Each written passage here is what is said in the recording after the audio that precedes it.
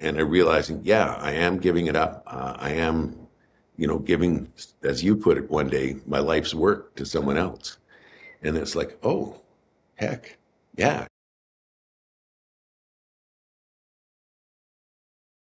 Well, thanks for joining me. I know we're both getting ready for a bit of a life change. You're getting ready to retire, and Paul and I are getting ready to take over your business and your clients. We've both been planning this for a pretty long time, but now here, right on the edge of it, I think is an awesome time to sit back and reflect and to ask you a couple questions and see your opinion while you're still kind of in the game and before skiing and sailing brain has kind of fully taken over. Sounds good. We've been studying your business model and the way you work and your financial planning practice. And I feel ready, but at the same time, I think there are probably still a million questions that I could ask you if I had time. And I know the people that have been listening to your voice out in the world for the last couple of decades might feel the same way. So I wanted to give them an opportunity to hear from you, to see from your experiences how your own financial planning journey played out, and to ask you a couple questions while you're still here and while this stuff is in your head. I want to understand how your plan went. I want to understand how you're coping with retirement now, or starting to cope with retirement. Hopefully, coping is not quite the right word. One part of it's definitely financial, and one part of it's mental. So the question of what am I going to do with myself now that I don't have hundreds of millions of dollars and hundreds of clients to worry about. I'm sure it's crossed your mind, and you've got a plan for yourself. But we know that doctors make the worst patients, and the cobbler's kids run around barefoot. So my first question is just, what's the financial planner's relationship with his own financial plan? I can say quickly, my kids do have shoes. Like any busy professional who has taken on responsibility for other people's well-being often puts their needs ahead of our own. And I was no different than that at times. But I did always strive to practice what I preached. So, I've always tried to live within my means. That was hard for the first 20 years in business with little kids and, all the other challenges and pressures that everyone goes through. But I followed the doctrine of pay yourself first, and I always tried to take off a little bit off the top before we did our spending plan and that money that came off the top went into long-term savings. So always did that from the beginning. And as I started to accumulate a little bit of wealth, the strategies that we were employing with clients became very effective for me as well. But I always tried, as I said, practice what I preach and reviewed my financial plan quarterly, how are things going? And then once a year did a full update, and that's paid off. So you're going through that now, and I want to know, while the Band-Aids, mid being ripped off, how does that feel? How is the mental shift going for you, and what's the hardest part of the change been? Well, for me, it feels great. And part of that is because, again, I practiced what I preached, which is, don't just set a date, work your butt off until that day, and then stop everything. We've evolved. My primary goal as a business owner and as a counselor and advice giver was to make sure that our clients stayed confident throughout, knowing that I had a succession plan in place. So they knew when I, aged out, that they'd still be looked after with the same ethic and the same quality. That had to start a long time ago. As you said, we've been going through this process a long time. It's now 2025, coming on 26. Paul worked with me in 2010. We took a break, and then, he's been back 7-8 years, and that's been the succession plan for that whole 6-7 years. And so in the same way the business has gradually transitioned, I've gradually moved toward retirement. And you guys have been doing all the heavy lifting for almost 3 years now, I'd say, with me just sort of as the old guy in the corner who gets asked a question every once in a while. So that's made it a very easy transition. And the first year of that, of easing back a little bit, the first year was me realizing how tired I was. And that took a long time to sink in. And then there was a couple of years of just basically recovery. I mean, that's too strong a word perhaps, but it was just replenishing, I guess is a better word, getting my energy back. That was a tough transition because I'd always worked 7 days a week, for 40 years.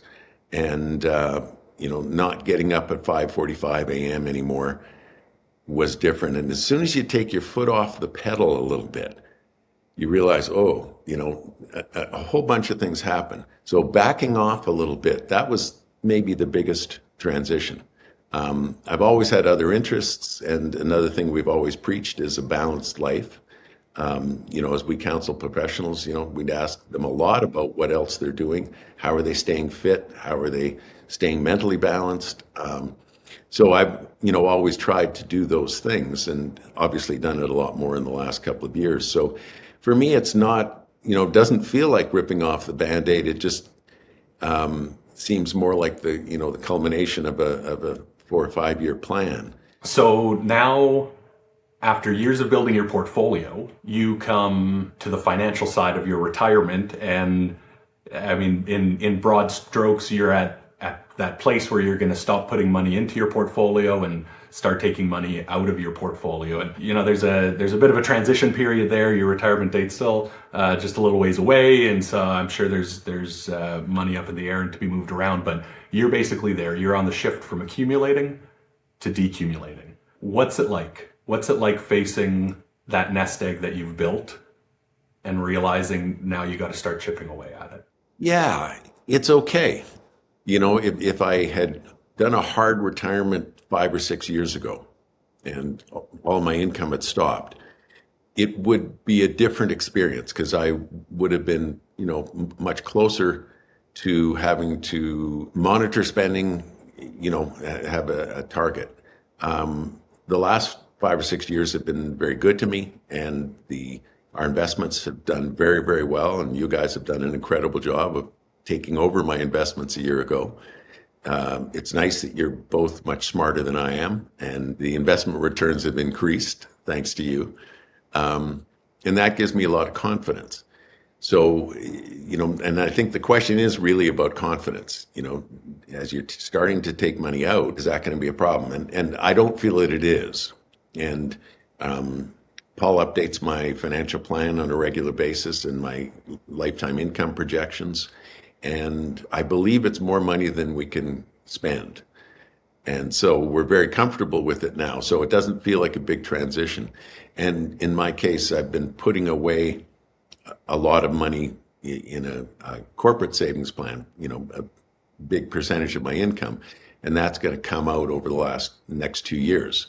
So I won't be having to withdraw a lot of money from my portfolio. Grateful for that. Although, as I say that, I realize, that has been accumulating and now it is all coming out. So in that regard, it's a huge dramatic thing. So, and the hardest part will be paying tax on all that money over just 2 years. And I feel good that I'll be making my contribution to supporting our healthcare system and education system and everything else. And I'm trying to look at it that way. Over the years, not so much lately, but I remember in the past, clients would complain when they had to take money out of their RSPs because it converted to RIF. And over again, we pointed out, well, you do have to pay more tax than you would have had you accumulated the money outside RSP, but you have 4 times as much money by deferring the tax.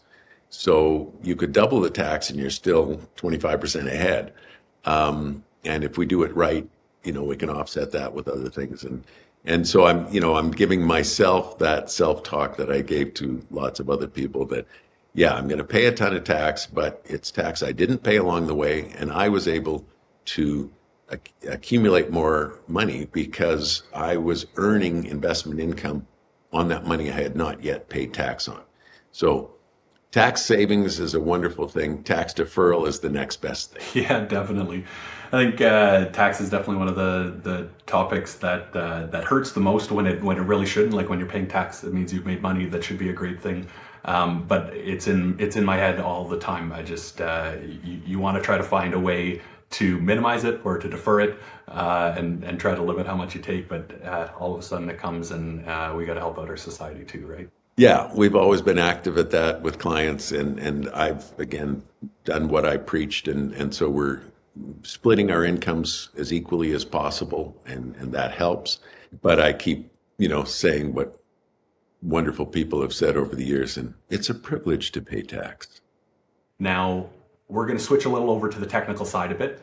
You wrote a book on personal finance, but it's not by any means a textbook. Managing the Bull has one of the most apt subtitles ever, I think. Detecting and Deflecting the Crap, a no-nonsense guide to personal finance. Did I get that right? You did. Perfect. It also perfectly sums up your style of advice, which is practical and straightforward. You don't give us really any get-rich-quick schemes, no secret formulas for investing, no complex derivative strategies. Tell me, did you practice what you preach, or were you ever tempted to try something that's a little out there? Well, that's a great question. I have invested in things that we did not recommend to clients. In other words, I was the guinea pig on a number of things, and some of them proved not to be as promised, and they were never recommended to our clients. I would have more money today if I had never been that guinea pig on a few of these things. No, I've never, headed off on strategies that we don't recommend to other people. Again, I've tried to eat my own cooking. So, for 98% of what I did, it was exactly what we were recommending to our clients. Number one, I felt it was the best thing.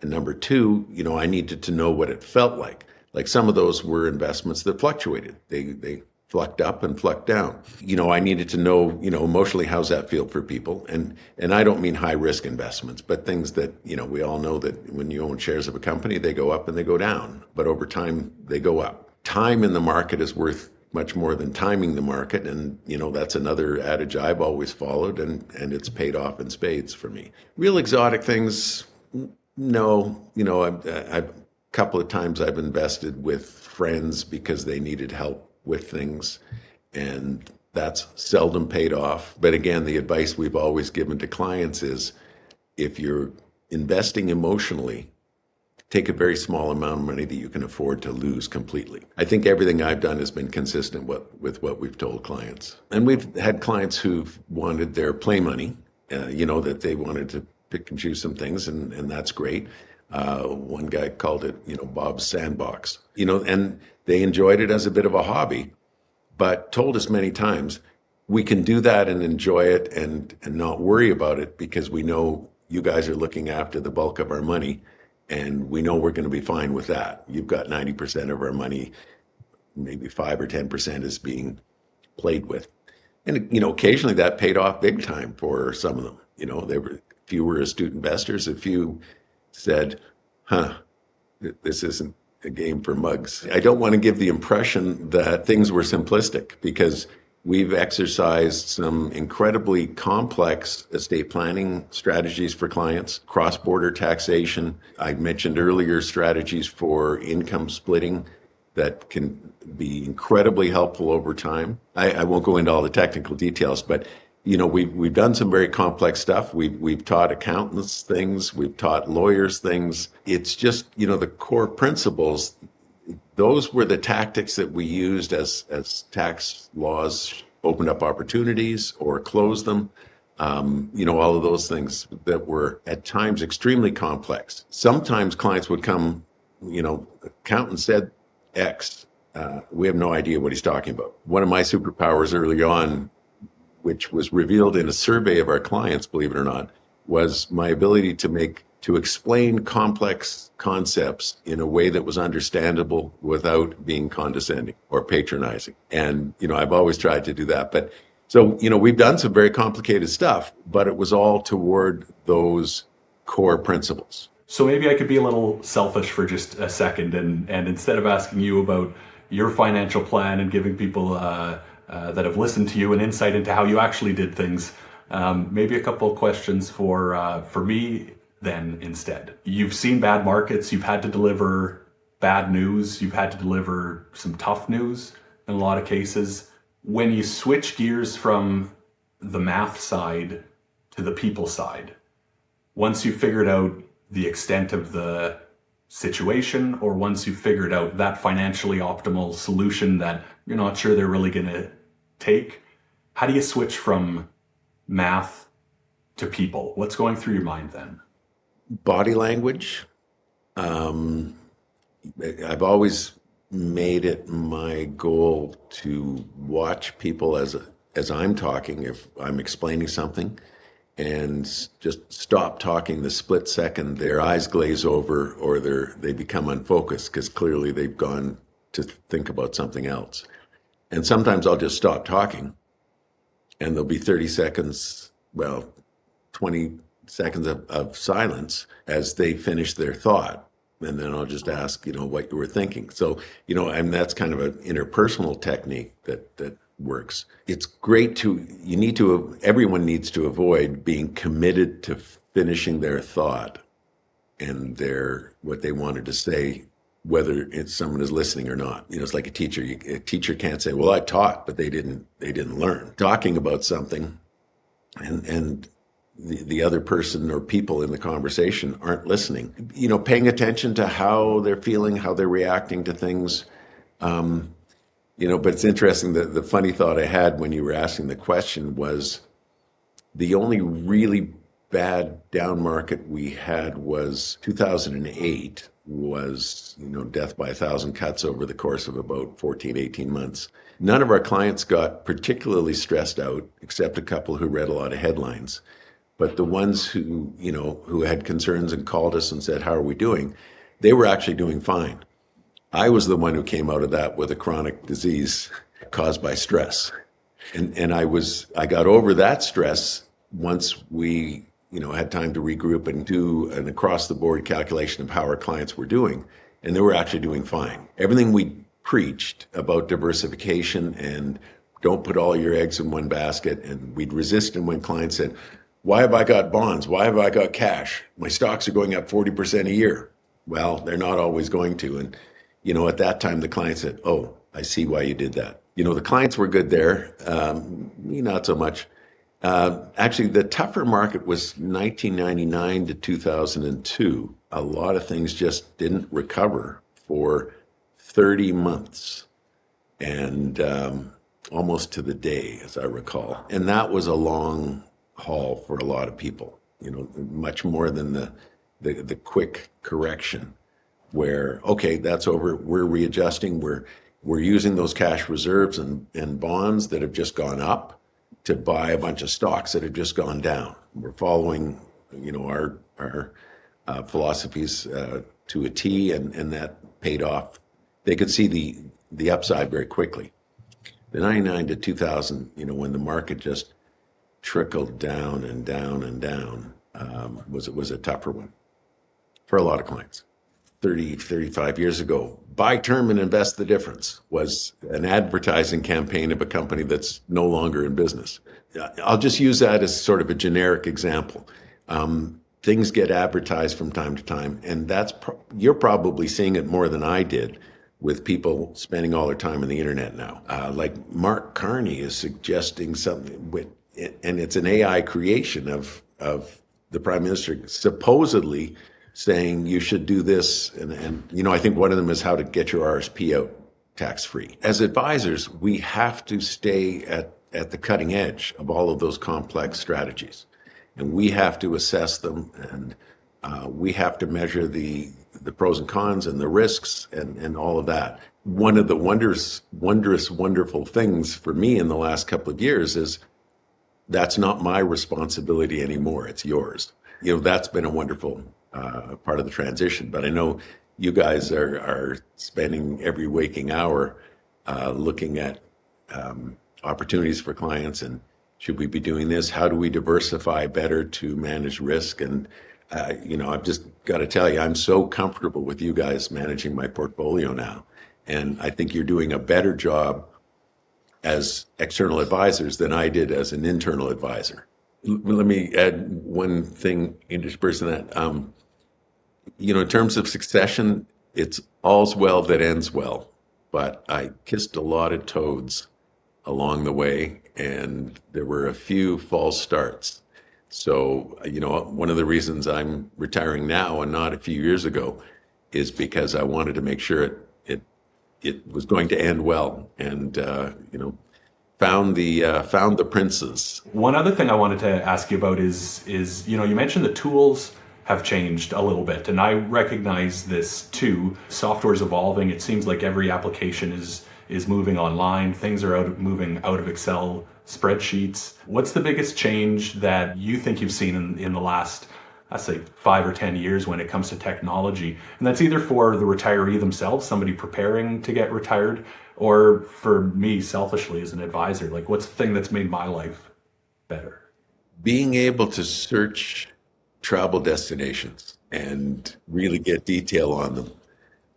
That's the biggest advancement for me in my personal situation. Being able to search the different providers of exploration things. So, it's more things like that. I've kept up to date with the financial planning software, and our company has a wonderful tool that's evolved incredibly over the last 5-6 years, and it's amazing how different it is from the original software that I was part of a focus group in the 1980s when they did a feasibility study on, is there a market for financial planning software, believe it or not. And again, I mentioned earlier that I was very lucky that I worked with a guy who was brilliant, and AI properly used is a great tool. It takes Google searches many steps beyond. And this way more than I do. You keep teaching me how to save time and mundane tasks I want to do, because AI can create that spreadsheet, populate it, do all those things that would take me the hour that I had to work on something just to get set up. And I think that can make advisors more efficient. And you guys, and I hope a lot of other advisors, are smart enough to recognize it as a tool, and a possibly and sometimes fallible tool, and be able to discriminate when it's helping and not helping. I guess it comes back to the old saying, if the only tool you have is a hammer, everything looks like a nail. So you have to avoid that trap, that, yeah, AI doesn't do everything.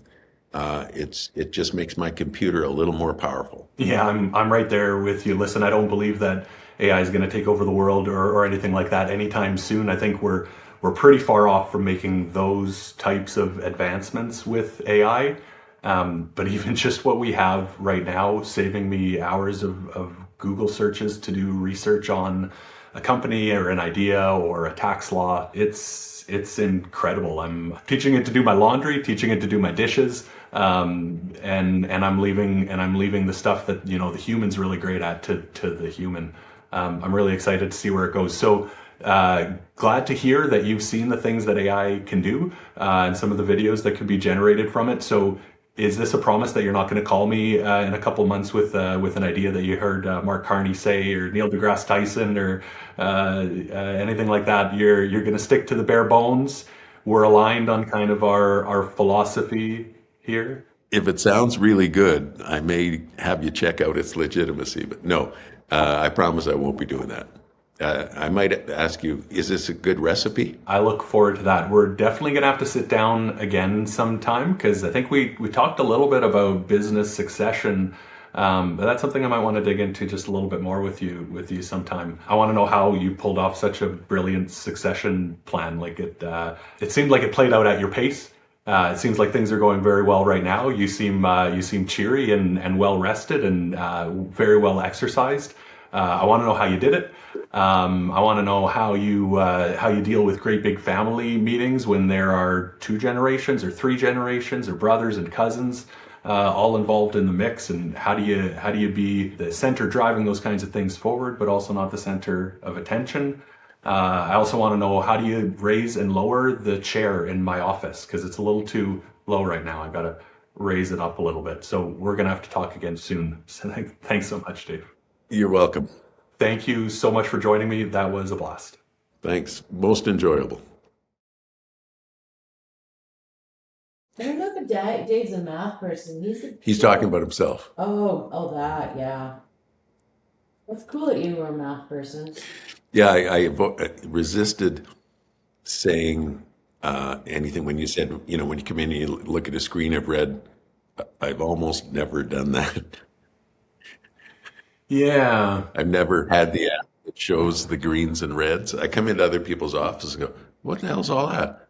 Oh, bad day on the market. Christmas in July?